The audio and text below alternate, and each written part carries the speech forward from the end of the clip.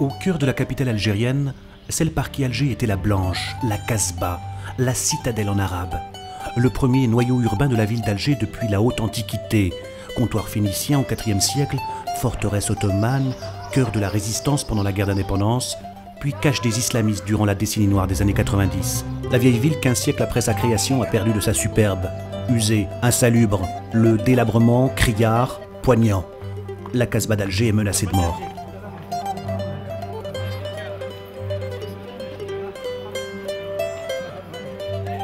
Ahmed Zoubir est né à la Casbah. La cité qui l'a vu grandir a bien changé. Son combat désormais, c'est la sauvegarde de ce patrimoine. Il va nous guider tout au long de ce reportage et nous expliquer les dangers qu'encourt la cité. Petit à petit, les maisons s'écroulent. Voilà, là ça se voit bien lorsqu'une maison s'écroule. Et qu'à côté il y a une maison, cette maison solide, elle risque de s'écrouler aussi. Ici ça se voit bien.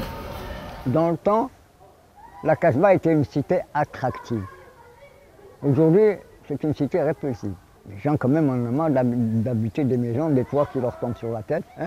La chaussée est mal faite, mal entretenue. Et donc, ils se disent vivement qu'on parte d'ici. La Casbah, à l'époque, était attractive. Les gens du bled qui n'avaient pas où aller, ils venaient chez leurs parents ici. Ils trouvaient du travail. Et ils étaient logés. Alors que maintenant, ils ne trouvent pas ce travail et ils ne sont pas logés. Ils ont tendance à s'en aller parce que le quartier devient de plus en plus impraticable. Des ruelles impraticables, les gravats des maisons s'accumulent. 1700 bâtisses il y a 30 ans, plus que 600 aujourd'hui, et elles risquent de s'effondrer. Pluie, tremblement de terre, négligence, un tiers a déjà été détruit. Pour les 2 tiers restants, les habitants ont peur. Ma maison s'écroule de l'intérieur. Chaque nuit, nous avons des gravats qui tombent sur nos têtes. Que veux-tu, c'est la vie. Moi, je suis à la Casbah depuis l'année 39. Je suis à la Casbah. Aujourd'hui, la Casbah reste plus rien. La Casbah, c'est fini. C'est démolé tout, la Casbah. Il ne reste plus. Comme des sauvages, Notre guide va nous expliquer la raison première du délabrement. Des maisons abandonnées, faute d'héritiers repreneurs, la question de l'héritage dans le droit musulman, une question compliquée. Non, pour hériter d'une maison, il faut ramener tous les ayants droit qui peuvent s'étendre jusqu'aux collatéraux, au 2e ou 3e rang. Ce qui fait pour réunir tout ce beau monde, c'est difficile. Certains sont en Amérique, d'autres au Canada, comme ça, mais les lois ne permettent pas la cession de la maison, l'héritage de la maison, si ces gens ne sont pas réunis. Et l'État, justement, n'a jamais voulu fourrer son nez dans ces histoires d'héritage. Autre explication avancée par Zoubir, des habitants de la Casbah détruisent leur maison pour pouvoir bénéficier d'un nouveau logement attribué par les autorités. Mais la Casbah, c'est aussi la cité séculaire chantée par les artistes et les poètes. Ses demeures aux façades chaulées, ses histoires et ses légendes de femmes. Celle de Khdaouj El Hamia, une jeune princesse de l'ère ottomane qui délaissa ses amis pour se contempler dans une glace offerte par son gouverneur de père, jusqu'à en perdre la vue. Et il y a beaucoup de légendes de femmes dans la Casbah. Il y en a, il y a Khdaouj El Hamia, il y a les 2 princesses, il y a Zafira, il y a plein de légendes sur les femmes. Je ne connais pas un seul endroit au monde où il y a tellement de légendes et tellement d'histoires sur les femmes. Et c'est vrai, la Casbah, c'était des femmes. Et le butin des corsaires. Ça, c'était à la Casbah. Et donc, Alger était très attractive pour ses femmes et pour ses trésors. Oh, si, les femmes, elles dirigeaient tout. Avec le R de Sainte-Nitouche, elle dirigeait tout, elle gérait tout.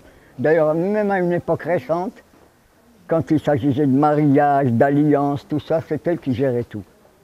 Le chef de famille, il n'était chef de famille que de nom, mais en réalité, c'est elle qui gérait tout. Et d'ailleurs, elles sont réputées très maîtresses d'elles-mêmes et très autoritaires. Et romantiques aussi.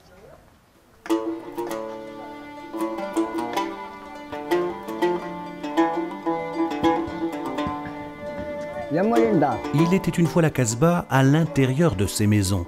Zoubir nous fait entrer dans ces vastes résidences mauresques, à l'architecture raffinée. Un habitat humain traditionnel, représentatif de la culture musulmane, profondément méditerranéenne.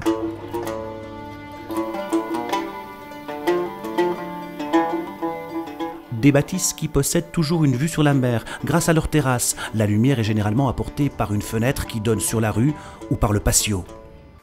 Et là, c'est un patio. À peu près toutes les maisons de la Casbah ont leur patio, avec des colonnes, avec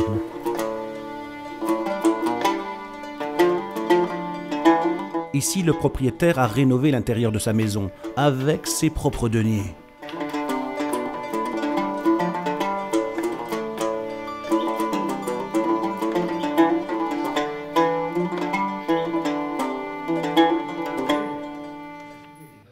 Face à la menace d'effondrement, des travaux de restauration ont été lancés, en retard.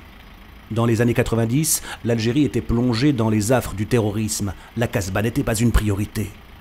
Ben oui, les attentats, la Casbah était infestée d'intégristes. Il y a eu cette fameuse décennie rouge. Il y a eu des tergiversations politiques que nous vivons aujourd'hui.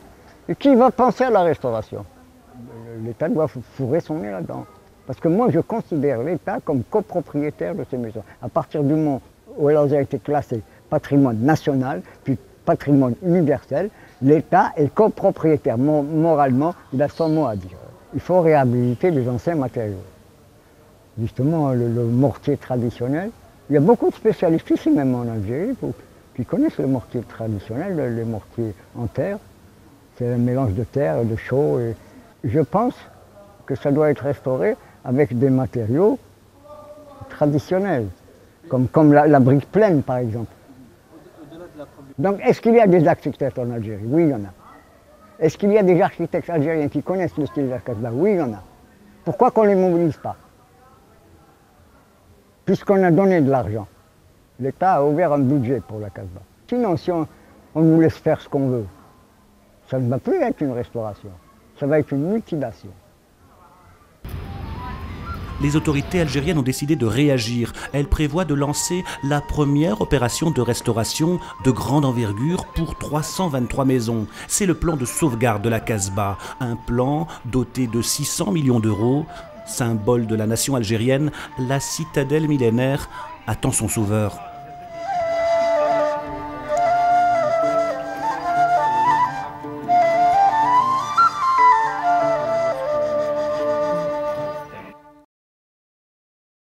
La Casbah, la citadelle en arabe, est un quartier historique de la ville d'Alger, comprenant la vieille ville, inscrite au patrimoine de l'UNESCO. C'est le premier noyau urbain de la ville d'Alger depuis la haute antiquité.